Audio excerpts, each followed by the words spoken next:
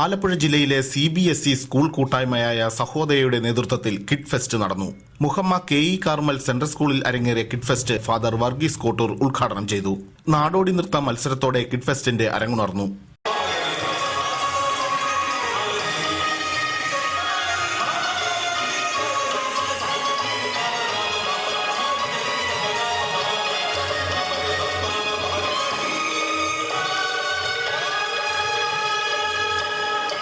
ജില്ലയിലെ 60 സ്കൂളുകളിൽ നിന്നായി 2000-ഓളം കുരുന്നുകൾ വിവിധ മത്സരങ്ങളിൽ മാറ്റുരച്ചു. കാറ്റഗറി KG, കാറ്റഗറി 0 എന്നീ 2 വിഭാഗങ്ങളിലായിരുന്നു മത്സരങ്ങൾ സംഘടിപ്പിക്കപ്പെട്ടത്. കുട്ടികളിലെ സർഗാത്മകത വളർത്തുക, അഭിരുചികൾ കണ്ടെത്തുക തുടങ്ങിയ ലക്ഷ്യങ്ങളോടെയാണ് സഹോദയ കിഡ് ഫെസ്റ്റ് സംഘടിപ്പിച്ചത്.